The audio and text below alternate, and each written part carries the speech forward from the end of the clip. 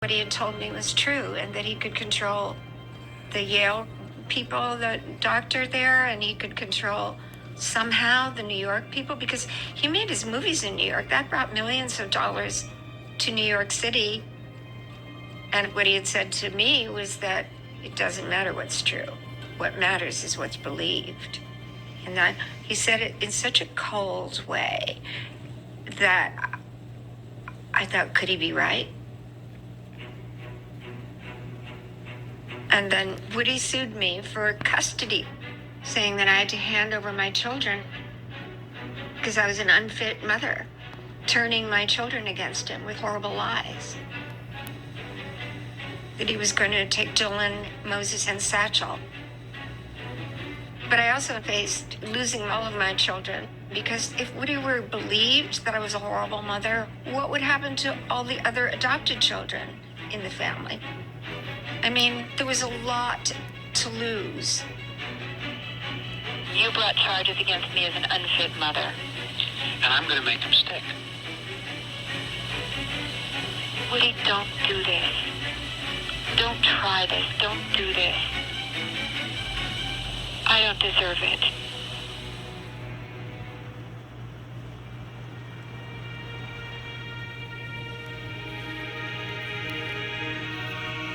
If you look back from an historical point of view, there's clearly a bias against women who made allegations of rape and sexual abuse against children. The very term hysteria, as applied to women, was easy to believe that women who made allegations were themselves mentally ill. I personally read every law review article on this subject from the 1880s to the 1970s. And the level of skepticism of women's allegations of rape and sexual assault was almost monolithic. People don't want to believe that this could be happening in the context of a family. It's so awful to think that a father could be doing this to his child that we would rather assume we'll look for any explanation other than that being the truth. Dr. Richard Gardner, known for his innovative work on children of divorce, coined the term parental alienation syndrome.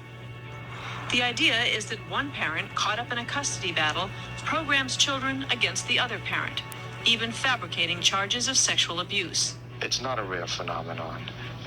It's quite common. He says it usually arises when a mother, afraid of losing custody, uses false accusations as a weapon. In about 90% of cases, it's the mother who is the programmer and the father who is the victim of the campaign. He said that when mothers report child sexual abuse in custody litigation, most of the time they are doing so not because it's true, but because they want to alienate the children from their father. Children are very suggestible, and it's easier for them to start off with suggested ideas which develop into delusions. I believe that we are witnessing the third greatest wave of hysteria that we've ever seen in this country. The problem with his syndrome is that it became a device for not believing people, and an easy way to brand the woman as mentally unstable and a deliberate fabricator. So here comes a book that professes to give us charts and diagrams and numbers and easy explanations for how to sort out whether this is true or false. It's all bogus. It's not real science, but it looks like science. There were large studies in the U.S. and around the world, and they found that reports of child sexual abuse are rarely intentionally false.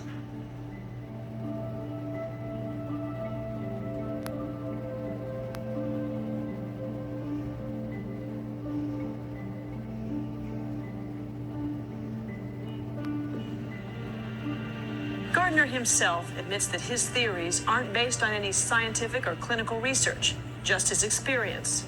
His work on parental alienation isn't reviewed by peers. He publishes it all himself. He was clearly very, very troubled. He said crazy things, and he put some of them in print.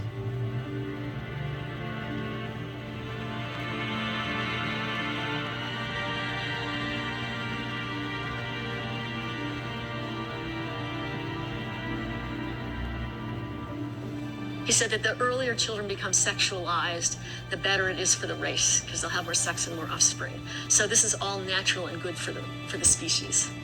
After some of that became exposed, people started disparaging Richard Gardner and the parental alienation syndrome, but then they just started to keep on using it, even using his same criteria. So often, fathers who are accused of abuse respond by suing for custody. Very often, the abuser files for custody to tamp down any kind of criminal investigation that's going on. The timing of when Woody Allen filed for custody matches this strategy. Within a week of learning he was being investigated for child abuse, Woody Allen filed a lawsuit against Mia Farrow for sole custody of Dylan, Satchel, and Moses.